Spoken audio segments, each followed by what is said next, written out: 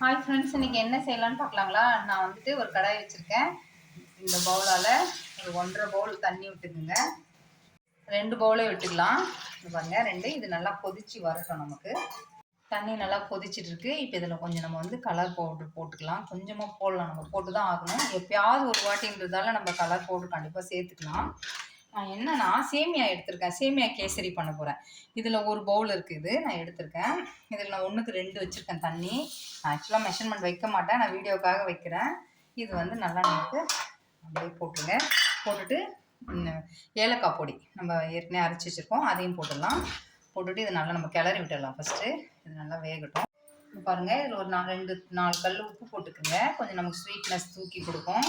உங்களுக்கு எந்த கலர் வேணாலும் போட்டுக்கலாம். நம்ம ரொம்ப ஈஸிங்க ஃப்ரெண்ட்ஸ். இந்த சேமியா உப்புமா வந்து சேமியா கேசரி வந்து இருக்கிறதுலே ரொம்ப ஈஸியான மெத்தட் இது. இங்கே பாருங்கள், இந்த தண்ணி மட்டும்தான் நமக்கு பிரச்சனை. அதுவே அதிகமானா கூட பிரச்சனை இல்லைங்க. பாருங்கள், அதுக்கு தான் மெஷர்மெண்ட் 1க்கு 2 அவ்வளோதான். ஓகேவா? இது வந்து நல்லா நம்ம தண்ணி சுண்டி எடுக்கும் ஃபஸ்ட்டு. பாருங்கள் ஃப்ரெண்ட்ஸ், இப்போ தண்ணி நமக்கு எல்லாம் சுண்டிடுச்சு. பார்த்தீங்களா, நான் 1க்கு 2 தான் வச்சேன். எவ்வளோ அழகாக வந்திருக்கு பாருங்கள். இப்போ நான் வந்து அந்த பவுலாலே ஒரு இது சர்க்கரை போடுறேன். இப்போ நம்ம போட்டுட்டு செக் பண்ணலாம். ஓகேனா இது இவ்வளோவோட ஓகே, இல்லைன்னா நம்ம இன்னும் கொஞ்சம் போட்டுக்கலாம். சரிங்களா? இப்போ இதை பார்க்கலாம். ஃபஸ்ட்டு ரொம்ப ஈஸியாக பசங்கள்லாம் கேட்டாங்கன்னா கடகடன்னு செஞ்சு கொடுத்துட்ற ஒரு கேசரிங் ஃப்ரெண்ட்ஸ். இது அவ்வளோ ஈஸியாக இருக்கும்.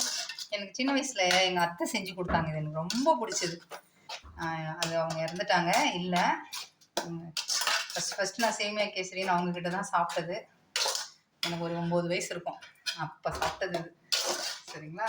இது பாருங்கள் ஃப்ரெண்ட்ஸ், கொஞ்சம் கம்மியாக இருக்குது. இன்னும் ஒரு 1/4 கப்பு நான் போட்டுக்கிறேன். கொஞ்சம் போட்டு இது நல்லா நமக்கு நல்லா சுருண்டு வரும். ஓகேங்களா? அந்த சக்கரைலாம் கரைஞ்சி நமக்கு வரும்போது நம்ம இப்போ இதை ஆஃப் பண்ணலாம். இது கொஞ்சம் இங்கே பாருங்கள் ஃப்ரெண்ட்ஸ், நமக்கு நல்லா சக்கரை எல்லாம் மெல்ட் ஆகி வந்துடுச்சு. பார்த்தீங்களா திக்னஸ்? நம்ம 1 கப் வந்து நீங்கள் எந்த கப்பால் போட்டாலும் 1 கப் சேமியா, 2 கப் தண்ணி, 1.25 கப் இல்லை 1.5 கப் சக்கரை. சுகர் அதிகமாக சாப்பிட்றீங்கன்னா அப்படி இந்த மெஷர்மெண்ட் வச்சுக்கோங்க, கரெக்டாக இருக்கும். நம்ம ஈஸியாக செஞ்சிடலாம். இதை இறக்கிடலாம், போதும் நமக்கு. இப்போ வந்து இங்கே பாருங்கள், ஒரு இது வச்சுருக்கேன். நெய் கொஞ்சம் நம்ம தாராளமாக போட்டுக்கலாம் இதுக்கு. ஏன்னா நம்ம எண்ணெய் எதுவுமே போடலை, அப்படியே தான் பண்ணியிருக்கோம்.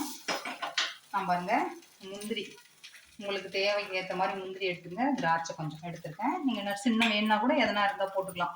எனக்கு இது மட்டும் போதுன்ற மாதிரி நான் எடுத்துக்கிட்டேன். இது காஞ்சதுக்கப்புறம் நெய் போட்டுக்குங்க. நெய் கொஞ்சம் தாராளமாக போடுங்க.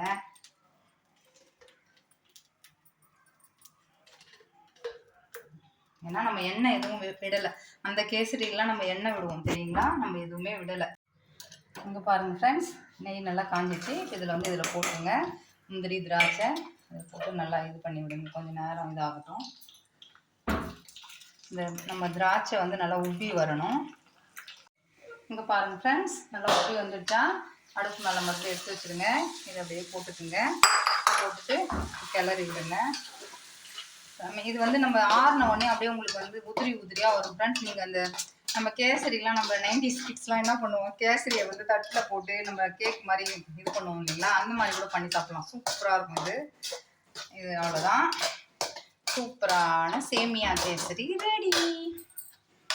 எப்படி வந்தது நீங்கள் வீட்டில் ட்ரை பண்ணி பாருங்கள். எப்படி வந்து சொல்லுங்கள். பிகினர்ஸ் கூட அழகாக செய்யலாம். லைக் பண்ணுங்கள், ஷேர் பண்ணுங்கள், சப்ஸ்கிரைப் பண்ணுங்கள். நெக்ஸ்ட் வீடியோவில் பார்க்கலாம். பாய்.